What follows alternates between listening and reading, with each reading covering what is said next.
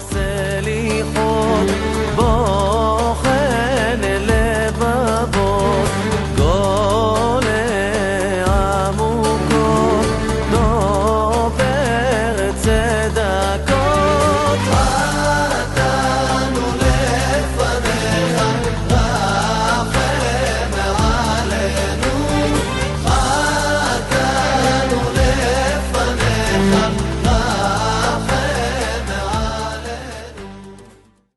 Assalamualaikum warahmatullahi wabarakatuh. Berjumpa lagi di channel kita Edi Prayitno, Menachem Ali Official, Geraha Mu'alaf dan Geraha Mu'alaf TV. Seperti biasa setiap malam Jumat kita selalu setia menjumpai para pemirsa sekalian dalam sebuah kajian yang sangat menarik ya. Dan seperti biasa saat ini saya masih ditemani oleh Ustadz Menachem Ali. Assalamualaikum Ustadz. Waalaikumsalam warahmatullahi wabarakatuh. Kemarin kita sudah singgung sebagian bahwasanya soal Israel dengan Iran. Kita ketahui bersama bahwasanya ternyata Iran itu adalah negeri Persia yang dulu di zaman dulu itu adalah disebut di dalam Bible adalah sebuah negara yang kuat. Bahkan kekuasaannya saat itu bisa menjamin orang-orang Israel kembali ke tanah leluhurnya kembali, mereka diizinkan membangun bait suci kembali, dan itu semua berkat perlindungan dan juga jaminan dari Raja Persia saat itu. Nah, saat ini saya ingin bertanya lagi pada Ustadz Ali, sebetulnya negeri Persia itu kalau di dalam Bible seperti tertulis di dalam kitab Esther ya, itu kekuasaannya kan sangat luar biasa besar. Mungkin Ustadz Ali bisa lebih jelaskan lebih detail lagi. Silakan Ustadz. Baik, terima kasih Pak Edi. Acara kita pada malam ini sebetulnya merupakan kelanjutan dari diskusi kita pada pekan yang lalu. Kalau kita cermati berdasarkan kajian filologi, karena basisnya manuskrip. Ya. Yang kalau kita sebut itu adalah manuskrip yang ada kaitan dengan teks kitab suci. Memang ini merupakan kerja keras bagi kita untuk menelusuri sejarah secara kompleks. Karena bagaimanapun juga kita harus paham bahwa sejarah itu politik masa lalu. Sedangkan politik itu sendiri adalah sejarah masa kini. Jadi kalau saya sebut dengan dua istilah penting, sejarah itu adalah politik masa kuno, masa lalu. Sedangkan kalau politik yang sekarang ini, itu sama dengan sejarah masa depan. Ada sejarah masa lalu, ada sejarah masa depan. Karena bagaimanapun juga politik dan sejarah itu ibarat dua kaki. Dua kaki yang satu sama lain saling menopang. Katanya sejarah bisa dibikin nih. Dan memang sejarah tergantung dari siapa yang menjadi pemenang. Kalau sebagai pemenang, dia akan menciptakan sejarah. Dan itulah konteks politik masa kini. Nah, ini sekali lagi antara yang kuno dengan yang kini itu tidak bisa dipisahkan. Meskipun hurufnya hanya beda satu. Antara O dan I. Sambil ini ya, kita coba untuk tidak terlalu tegang ya. Antara kuno dan kini itu ada keterkaitan. Antara sejarah dan politik itu ada keterkaitan. Itulah sebabnya kita harus menelusuri dari dokumen-dokumen klasik. Dan itu basisnya kajian filologi itu sangat penting. Tadi Pak Edi sudah mengatakan di pengantar, kekuasaan Raja Persia atau yang sekarang disebut dengan Iran atau nama lainnya sama dengan Aryon itu sebenarnya sangat luas, imperium besar. Jadi kekuasaannya itu bukan hanya di satu kawasan, tapi meliputi banyak kawasan.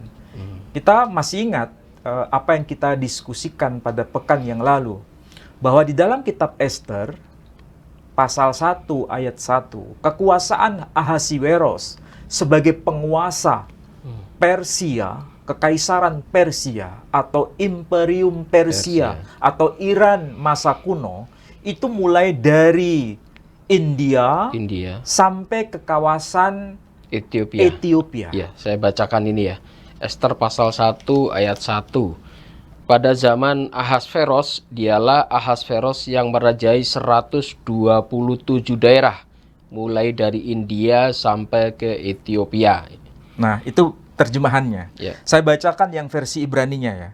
Di sini tertulis dalam kitab Esther pasal 1 ayat 1 disebutkan demikian.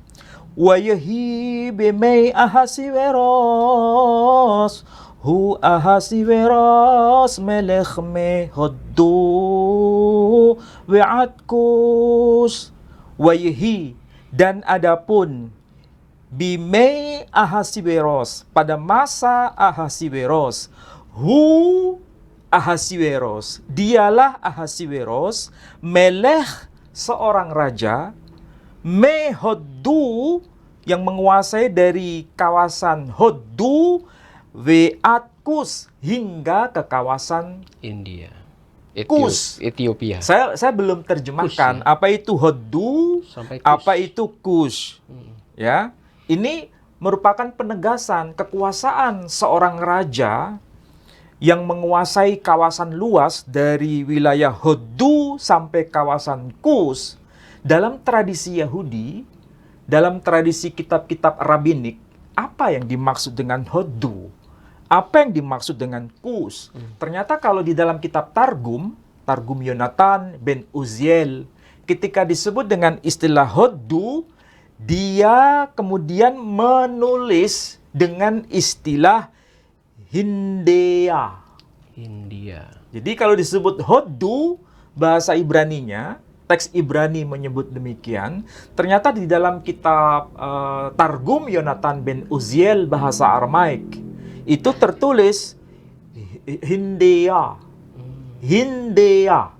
Sedangkan kalau disebut Kus dalam bahasa Ibrani, ketika dialih bahasakan ke bahasa Aramaik, bahasa Suryani, yang dikenal dengan Targum Yonatan ben Uziel, Kus itu yang dimaksud adalah Ethiopia. Jadi jelas kita tidak boleh menafsirkan sesuai dengan subjektivitas kita. Kita harus merujuk pada dokumen Yahudi itu sendiri. Apa yang dimaksud dengan Hoddu? Ternyata disebut adalah India. Sedangkan Kus itu yang disebut sebagai dengan Ethiopia atau Al-Habsyi. Al-Habsyi itu adalah Ethiopia.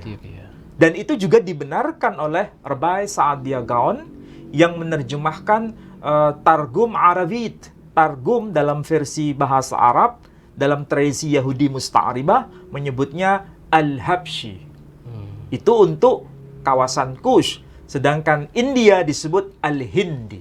Al-Hindi. Jadi kalau begitu, kekuasaan Ahasveros itu luas dari kawasan India sampai kawasan Ethiopia. Kita bisa bayangkan ya, Pak Edi bisa bayangkan apa yang saya maksud di situ. Berarti itu meliputi wilayah apa itu? Beberapa negara ya. India, Pakistan, Afghanistan, itu masuk kategori wilayah India Raya. India Raya ya. Ya, kemudian masuk juga Iran yang sekarang. Kemudian wilayah Arabia Utara. Sebagian. Itu termasuk Irak, Yordania, Lebanon, kemudian wilayah Yordania, sampai ke kawasan Mesir, sampai juga ke kawasan Sudan, sampai ke kawasan Ethiopia. Bayangkan, kekuasaannya luas segitu.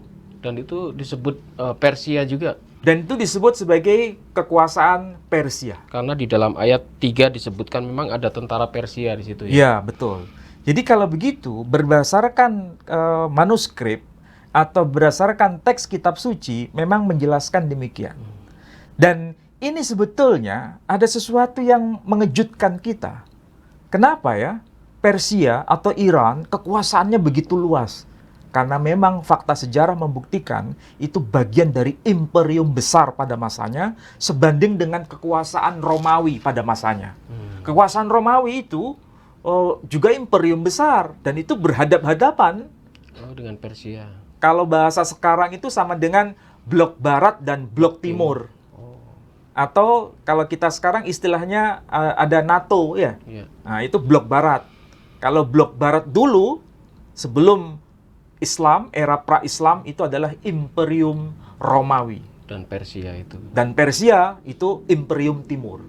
Makanya di dalam Al-Quran, di dalam surah Ar-Rum, itu menjelaskan bagaimana dua imperium itu betul-betul tampil dalam pentas sejarah. Jadi Quran itu bukan sekedar wahyu, Pak Edi. Quran itu juga merupakan bukti otentik bagaimana menjelaskan mengenai sejarah. Bisa dibuktikan lewat sejarah. Betul. Jadi kalau begitu, ketika kita membaca surah Ar-Rum, itu bukan sekedar membaca ayat demi ayat sebagai wahyu Tuhan, tetapi itu merupakan fakta sejarah yang sedang dipotret melalui pewahyuan. Kalau lihat kekuasaan imperium tersebut, memang tidak salah ya kalau di dalam kitab Ezra, di sana disebutkan bahwasanya saat bangsa Israel tersingkirkan ke Babilonia itu, akhirnya dia minta perlindungan ke kekuasaan Persia supaya dia boleh pulang. Dan itu dijamin keselamatannya oleh penguasa Persia saat itu. Dan kita sudah bahas kemarin, ini orang Israel sebetulnya hutang budi pada orang-orang Persia waktu itu.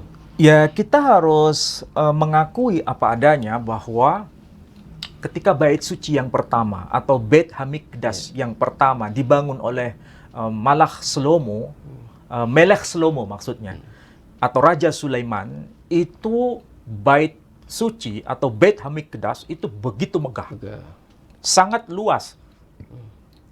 Dan ketika itu dibangun, menjadi perhatian banyak bangsa-bangsa.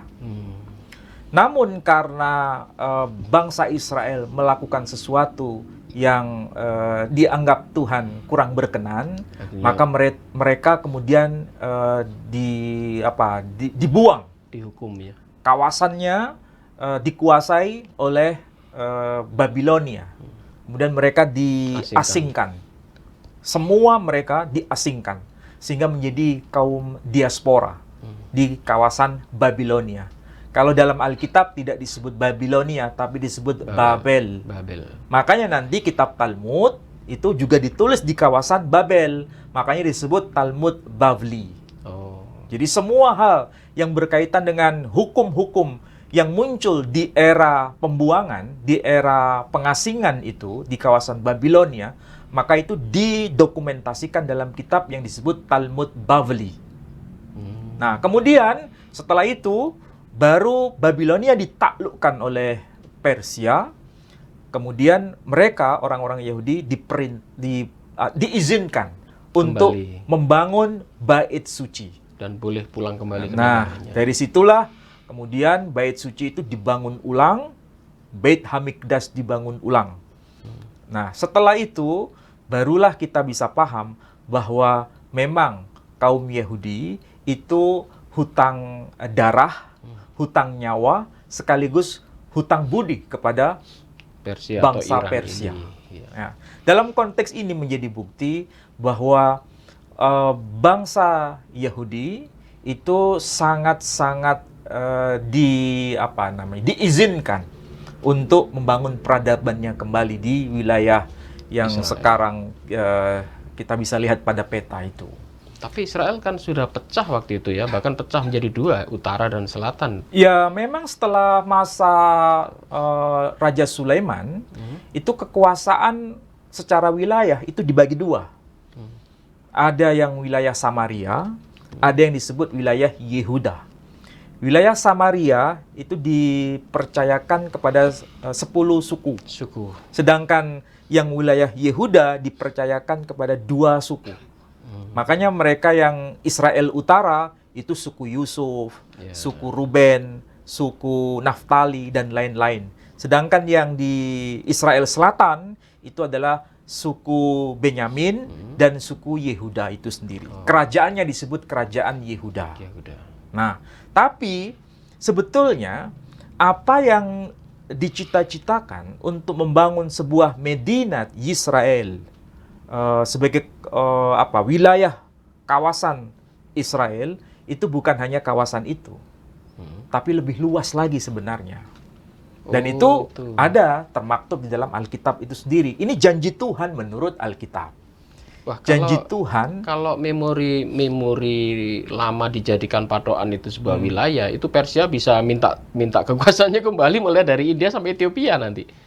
Ya, saya tidak mau bicara lebih luas dari itu ya. Iya, iya. Saya hanya basic pada kitab suci. Iya. Kitab suci menegaskan kekuasaan Persia pada masa Ahasiweros itu dari India sampai ke kawasan Ethiopia.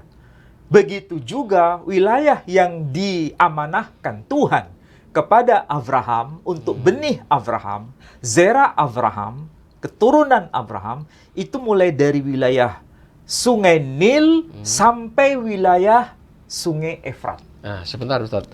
Ini berarti tanah perjanjian. Ya. Kalau kita lihat peta dari tentara IDF, itu ada kayak peta itu Ustaz. Kita lihat, Coba lihat. kitab Kejadian dulu. Kejadian dulu ya. Kitab Kejadian dulu. Kitab Kejadian. Kitab Kejadian pasal Kitab Kejadian ini nih. Nah, pasal 15 ayat 18. 18. Oke. Pada hari 15 ayat 18. 15 ayat 18. Ayat 18 nih. 18 terus 18. Ya. Nah. Saya bacakan.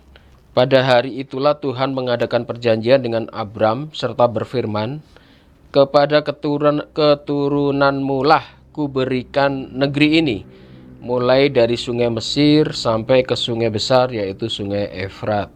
Coba saya ulangi lagi ya. Di dalam kitab Kejadian, kalau kitab Kejadian itu, saudara kita kaum Katolik, kaum Protestan, dan kaum Ortodoks sangat mengenal dengan istilah Perjanjian Lama. Khususnya kitab Kejadian. Tapi kalau saudara kita kaum Yahudi menyebutnya bukan kitab Kejadian, tapi menyebutnya dengan sebutan Sefer Bereshit. Pasal yang ke-15, ayat yang ke-18, itu kalau diterjemahkan dalam bahasa kita disebutkan demikian. Pada hari itulah Tuhan mengadakan perjanjian dengan Abram, serta berfirman, kepada keturunanmu lah kuberikan negeri ini, mulai dari sungai Mesir sampai ke sungai yang besar itu, yang dimaksud adalah sungai Efrat. Ini adalah nas kitab suci, sebagaimana yang kita baca dalam Sefer Bereshit. Ya. Artinya apa? Ini merupakan janji Tuhan sendiri. Menurut kitab Taurat atau menurut kitab Perjanjian Lama. Perhatikan di situ kata kuncinya, sungai Mesir hingga sungai Efrat.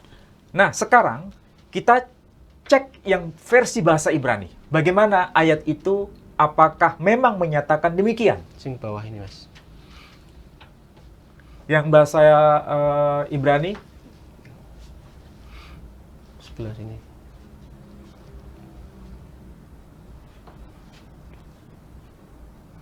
Ya. Genesis 15. Nah, perhatikan yang angka atau nomor 18 itu ya. Kalau kita lihat versi bahasa Ibraninya. Kalau dibaca, Beyom hahu. Arti harfiahnya Beyom hahu. Pada hari itu. Beyom itu pada hari. Hahu, hari itu maksudnya. Kharat Adonai et Avram berit. Tuhan, maksudnya Adonai atau Yahweh kalau bahasa saudara kita kaum Kristiani, membuat ikatan perjanjian bersama siapa? Avram. Jadi Avram itu kalau bahasa kita Muslim menyebutnya Ibrahim. Atau Ibrahim.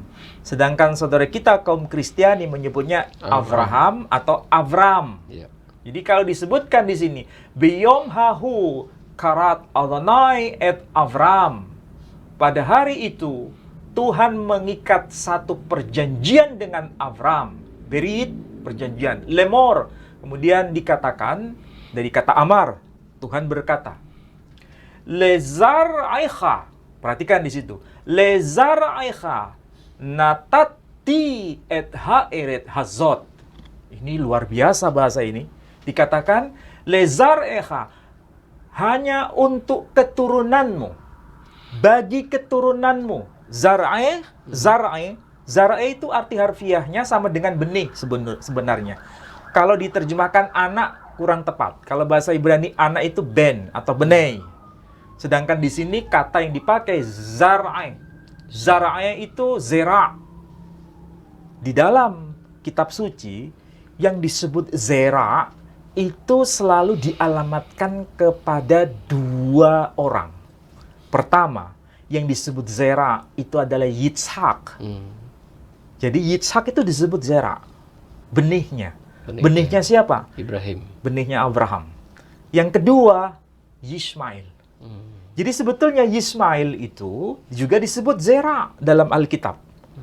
Sedangkan kalau keturunan Ketura, istri Abraham, yang melahirkan Seba, kemudian dan lain-lain, itu tidak pernah disebut zera. Hanya disebut sebagai benai Ketura, anak-anak Ketura. Tidak disebut sebagai benai Abraham. Tidak disebut zera Abraham. Tapi unik kalau disebutkan zera di situ. Nah, kembali ke sini. Disebutkan lezar eha, hanya untuk benihmu, hanya untuk keturunanmu. Natati, aku memberikan et haeretz, tanah ini, tanah Hazot, maksudnya tanah itu di sini disebutkan min nehar Mitzrayim, dari sungai Mesir, adhan nahar hagadol nehar Firat, hingga ke sungai yang besar. Gadol, hagadol itu besar. Han nahar berarti sungai. Han nahar hagadol berarti sungai besar. Apa yang dimaksud dengan sungai besar? Han nahar Firat, yakni sungai Efrat. Perhatikan di sini, Tuhan memberikan anugerah kepada keturunan Abraham itu mulai dari sungai Mesir hingga ke sungai Efrat. Itu wilayah mana sampai mana? Kalau kita lihat peta, perhatikan peta. Kita lihat peta dulu. Jadi kalau kita lihat peta, ya, di sini yang paling barat itu ada garis memanjang dari utara ke selatan, kan? Itu adalah sungai Mesir. Oke, dari situ ke bawah itu sungai Mesir. Sedangkan yang paling barat sini, paling timur, paling timur ada garis yang melengkung-melengkung, itu adalah sungai Efrat. Oke, itulah kawasan yang akan diberikan kepada keturunan Israel. Abraham. Ya, keturunan Abraham. Bukan Israel ya? Saya sebut tadi Abraham. Berdasarkan teks kitab suci itu kan menyebut Zeraecha, Zarecha, keturunanmu, keturunan Abraham. Itu dari sungai Mesir sampai ke sungai Efrat. Berarti kalau sekarang peta yang kita bisa lihat itu sebagian kawasan timur Mesir, kemudian Saudi Arabia bagian utara, ya. Kemudian Irak bagian barat, kemudian Syria, Lebanon, dan Yordania, dan seterusnya. Itu semua adalah kawasan yang akan diberikan kepada keturunan Abraham. Keturunan tapi ada dua kan, Ismail. Saya tidak akan tafsirkan itu. Ya, tapi yang jelas keturunan Abraham. Dari sungai Mesir hingga ke sungai Efrat. Nah, sekarang kita lihat pada baju logo, seragam atau logo. Logo IDF ini ya. Nah, perhatikan. Di sini tertulis Eret Yisrael. Tanah perjanjian. Nah, tanah Israel. Perhatikan di situ ada peta. Nah, peta itu kalau yang paling sebelah kanan itu adalah sungai Mesir. Ya, paling kanan. Paling kiri ya. Nah, itu adalah sungai Mesir. Karena di sebelahnya itu kan ada Laut Merah tuh. Ya, yang di tengah tuh. Nah, ini Laut Merah tuh. Ini Laut Merah. Ini adalah Sinai, Gurun Sinai. Ini adalah wilayah Mesir. Ini adalah sungai Mesir. Ini adalah sebagian wilayah Saudi Arabia bagian utara. Kemudian ini wilayah Yordania, wilayah Syria, hingga sampai wilayah Irak. Ini yang tepi sebelah sini, ini adalah Sungai Efrat. Itulah kawasan yang disebut sebagai Eretz Yisrael. Tanah perjanjian. Tapi kok dipakai logo IDF ya? Ya, jangan tanya ke saya Pak Edu. Apa itu cita-cita? Tapi yang jelas ini adalah peta yang menjadi tanda. Dan di situ kemudian disebut dengan istilah Eretz Yisrael. Arti harfiahnya tanah Israel. Wah, ya, ini tanah Israel. Kalau lihat ini berarti tidak hanya Palestina, Pak Ali ya. Lebih luas dari itu. Dan itu cita-cita mereka. Jangan tanya kepada saya. Tapi yang jelas dari tulisan ini Eretz Yisrael itu memberikan sebuah bukti kepada kita. Dan memang itu ada peta yang sangat jelas menyebutkan batas-batasnya. Baik batas sebelah barat maupun batas sebelah timur. Coba kembali lagi. Nah, kita lihat peta yang awal tadi. Iya kan? Berarti jelas di sini kawasannya sangat luas. Termasuk Saudi Arabia. Saudi Arabia bagian utara. Kalau tidak keliru, di sini adalah kawasan Madinah. Oh, sebagian Madinah masuk? Iya, masuk Madinah di sini, masuk. Oh. Jadi kawasan Madinah masuk di sini. Jadi tidak salah bila kalau sejarah itu membuktikan, kita bisa baca dengan kitab Sirah Ibnu Hisham. Orang-orang Yahudi itu kan tinggal di Madinah sebelum era Islam.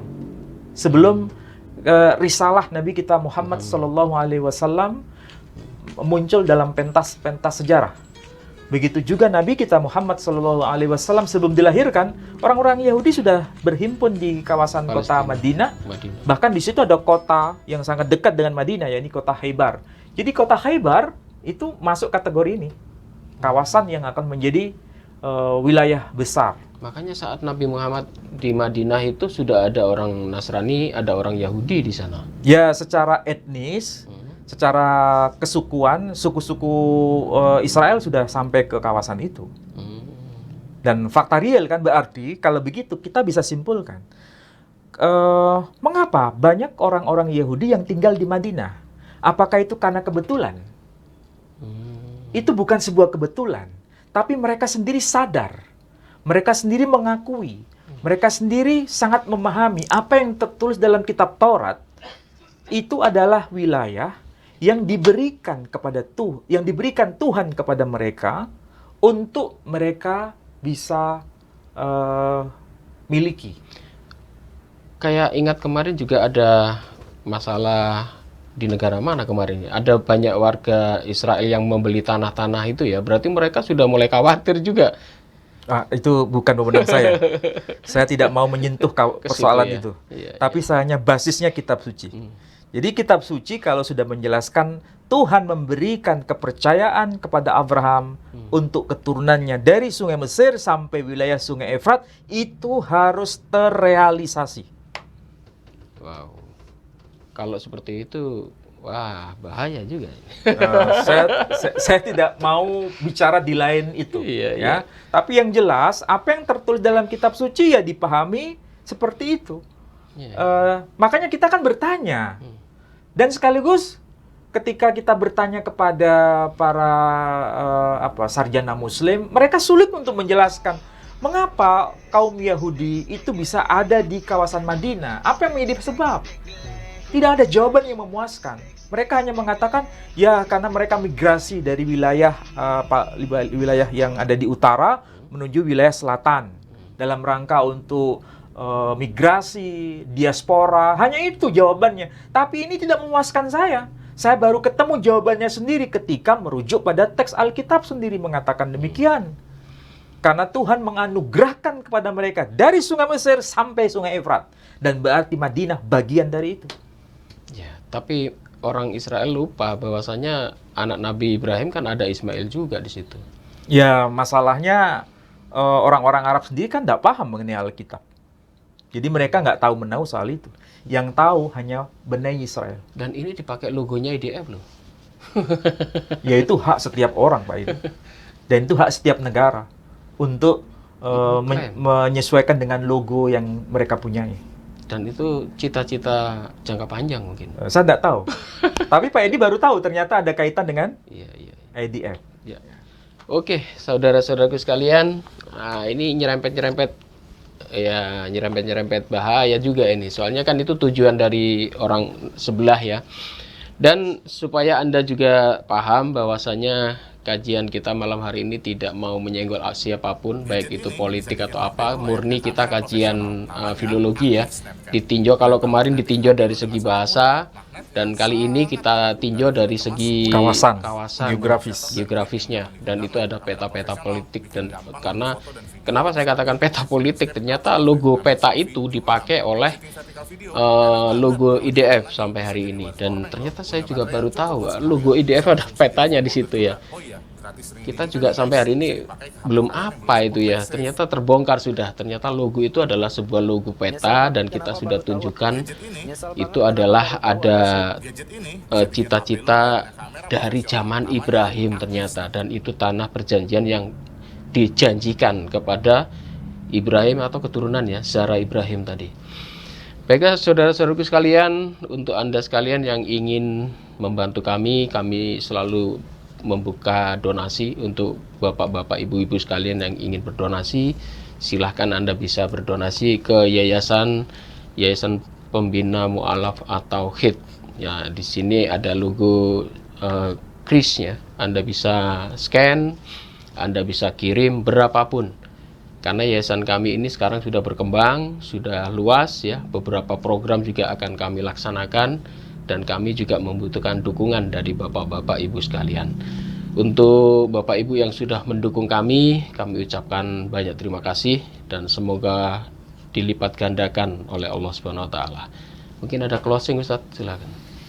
Ya, saya kira yang paling penting, Iran atau kita sebut negara Persia itu harus paham betul apa yang tertulis dalam Alkitab. Siapapun mereka, siapapun orang yang satu nafas dengan Iran atau Persia, harus betul-betul mempelajari Alkitab. Minimal mereka harus tahu dua hal. Yang pertama, kekuasaan Ahasiweros itu mulai dari tanah India sampai tanah Ethiopia sebagai imperium besar pada masa era pra-Islam. Tetapi jangan lupa, mereka juga harus tahu bahwa tanah perjanjian yang telah diberikan kepada Abraham, kepada zera Abraham, kepada benih Abraham, kepada keturunan Abraham, juga ada batasnya, yakni dari kawasan sungai Mesir sampai ke kawasan sungai Efrat. Dan itu bukan hanya mencakup kawasan kecil, tapi kawasan yang juga sangat luas. Dan itu disadari, makanya ketika tahun 1967 peperangan terjadi selama 6 hari, mereka bisa mengalahkan negara-negara Arab yang waktu itu menyerbu, bahkan mengeroyok Israel, bangsa Yahudi waktu itu. Dan hanya dikalahkan dalam tempo 6 hari. Negara apa saja yang dikalahkan? 1. Mesir. 2. Yordania. 3. Palestina. Dan lain-lain sebagainya. Dan itu saya kira negara-negara Arab sudah tidak berdaya hanya dalam waktu 6 hari. Dataran tinggi Golan, wilayah Syria, sudah dikuasai. Artinya apa? Itu hanya bagian kecil, masih ada agenda lebih besar. Lebih besar, yang sudah kita tunjukkan tadi ya, Masya Allah. Jadi, apakah itu mengacu pada Perang Dunia Ketiga nanti? Saya tidak tahu. Baiklah saudara-saudara sekalian, demikian kajian pada malam hari ini. Selalu ada yang baru ya. Jadi selalu dari kajian Ustadz Menachem Ali ini selalu ada yang baru, dan ini belum pernah dipublikasikan oleh siapapun, terutama di Indonesia ya. Kalau di luar mungkin mereka sudah pinter-pinter. Demikian, mohon maaf jika ada salah kata. Wabillahi taufiq wal hidayah. Wassalamualaikum warahmatullahi wabarakatuh. Waalaikumsalam warahmatullahi wabarakatuh.